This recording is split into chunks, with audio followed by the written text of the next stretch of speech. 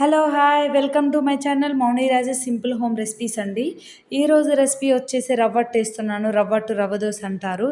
Crispy రవ్వట్టు అయితే వేస్తున్నానండి. చాలా అంటే చాలా బాగుంటుంది. చట్నీ కూడా అవసరం లేదు, ఉత్తది కూడా తినేయచ్చు, అంత టేస్టీగా ఉంటుంది.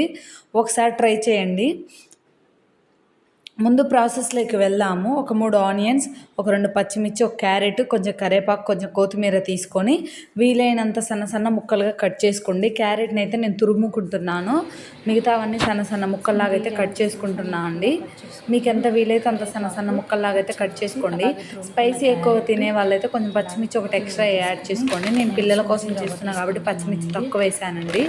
సో ఇక్కడైతే నేను 2 గ్లాసెస్ రవ్వ అయితే తీసుకుంటున్నానండి. ఈ రవ్వ ఇలాగే తీసుకుంటున్నాను. మీరు వెంటనే ఒకవేళ ఒక 10 మినిట్స్లోనే రవ్వట్టు కావాలి చేసుకోవాలనుకుంటే మాత్రం మిక్సీ పట్టుకోండి. రవ్వని ఒక మిక్సీ పట్టుకున్నాక 1 గ్లాస్కి 3 గ్లాసెస్ వాటర్ వేసుకొని ఈ ముక్కలన్నీ వేసుకొని వెంటనే రవ్వ దోశ అయితే వేసుకోవచ్చండి. లేదంటే ఇలా రవ్వే తీసుకుంటే ఒక 2 అవర్స్ అయితే నానబెట్టాల్సి ఉంటుందండి. సో నేను ఒక 2 గ్లాసెస్ రవ్వకైతే 4 గ్లాసెస్ వాటర్ అయితే పోసానండి. వాటర్ పోసి బాగా కలుపుకుంటున్నాను, ఎందుకంటే రవ్వ వాటర్ని బాగా అబ్జర్వ్ చేసుకుంటుంది కాబట్టి, వాటర్లో నానుతుంది కాబట్టి నీళ్ళు ఎక్కువగానే పడతాయి, నీళ్ళుగానే ఉంటుంది. సో ఈ విధంగా ఉండలు లేకుండా ఒకసారి బాగా మిక్స్ చేసుకోవాలండి. ఈ విధంగా మిక్స్ చేసుకున్నాక మనం ఇందాక సన్నగా తరిగి పెట్టుకున్న ముక్కలు ఉన్నాయి కదండి, ముక్కలు అయితే ఇందులో యాడ్ చేసుకోవాలి అన్నీ. మామూలుగా అయితే చాలా వరకు ఆనియన్స్ అయితే పెనం మీద వేసి అప్పుడు రవ్వ దోశ పోసి చేస్తూ ఉంటారు. అలా కన్నా మనం ఇందులో వేసుకొని నానబెట్టుకుంటూనే ఆనియన్స్, క్యారెట్, కొత్తిమీర, కరివేపాకు ఫ్లేవరు ఇందులోకి వచ్చి పిండి కూడా చాలా అంటే చాలా టేస్టీగా అయితే మారుతుందండి. ఒకసారి ఇవన్నీ వేసి ఒకసారి మిక్స్ చేసుకొని మనకు సాల్ట్ చూసుకొని టేస్ట్గా తగ్గట్టు సాల్ట్ అడ్జస్ట్ చేసుకుంటే సరిపోతుందండి. ఈ విధంగా అన్నీ వేసాక ఒకసారి మిక్స్ చేసుకొని సాల్ట్ కూడా వేసుకొని 2 అవర్స్ అయితే పక్కన పెట్టుకోవాలండి. ఈ 2 అవర్స్ పక్కన పెట్టుకోవడం వల్ల రవ్వ అనేది నాని మనం దోశ వేసుకున్నప్పుడు చాలా క్రిస్పీగా వస్తుంది. సో ఈ విధంగా ఒకసారి మిక్స్ చేసుకొని అయితే మూత పెట్టుకొని 2 అవర్స్ పక్కన పెట్టుకున్నాక 2 అవర్స్ తర్వాత చూద్దాం ఒకసారి ఎలా ఉందో పిండి.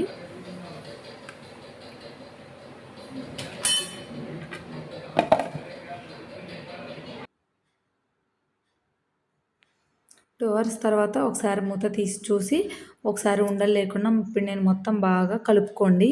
ఈలోపు చిక్కగా అనిపిస్తే కొంచెం వాటర్ యాడ్ చేసుకోండి, లేదంటే సరిపోతుంది అనుకుంటే దోశ వేసుకోండి. ఈ విధంగా ఒకసారి మిక్స్ చేసుకున్నాక పెనం పెట్టుకొని 1 టేబుల్ స్పూన్ ఆయిల్ వేసుకొని బాగా పెనాన్ని బాగా హీట్ అయితే ఎక్కనివ్వండి. ఎందుకంటే మన దోశ కంటే కూడా డబల్ హీట్ కావాలి పెనం, అప్పుడే మనకు దోశ క్రిస్పీగానే వస్తుంది. మీరు ప్యాన్ వేడి కాముందుకే రవ్వ వేస్తే రవ్వ అనేది మొత్తం ప్యాన్కి అతుక్కుపోతుందండి, దోశ రాదు, గుర్తుపెట్టుకోండి. ఈ విధంగా ప్యాన్ బాగా వేడైనప్పుడు పల్చగా మన రవ్వట్టు పెనం మొత్తం వేసేసుకోవాలి. ఇలా గ్యాప్స్ ఏమైనా ఉంటే అన్నీ ఫిల్ చేసుకుంటూ పెనం మొత్తం దోశ అయితే వేసుకోవాలండి. ఇలా వేసుకొని flame medium to high flame మధ్యలో పెట్టుకొని ఒక 5 మినిట్స్ అయితే కుక్ అవ్వనివ్వాలి.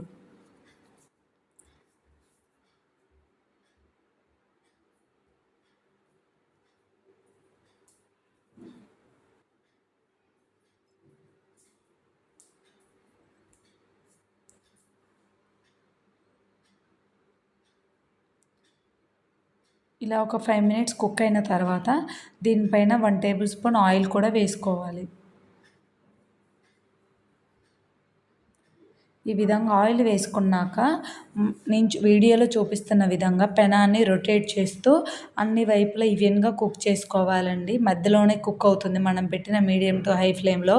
సో కార్నర్స్ కుక్ అవ్వదు కాబట్టి ఇలా పెనాన్ని అడ్జస్ట్ చేసుకుంటూ తిప్పుకుంటూ చుట్టూ అన్ని మూలలు కాల్చుకోవాలి. ఈ రవ్వట్టు తిప్పైన అవసరం లేదండి, ఇలా కుక్ అయితే సరిపోతుంది. సో ఇప్పుడు కార్నర్ నుంచి చిన్నగా మనం దోశ తీసే గరిటెతో ఇలా ప్రెస్ చేస్తే మనకు రవ్వట్టు అనేది ఎంతో క్రిస్పీగా రెడీ అయిపోయింది. ఒకసారి చూడండి, చాలా అంటే చాలా బాగుంటుంది. ఈ విధంగా నచ్చదు అనుకున్న వాళ్ళు ఒక గరిటెతో పిండి వేసుకొని కూడా మెత్తగా కూడా చేసుకోవచ్చండి. ఇది 2 విధాలుగా వేసుకోవచ్చు. ఇలాగ మిగిలిన పిండి అంతా వేసుకొని దోశలు అయితే చేసుకోండి.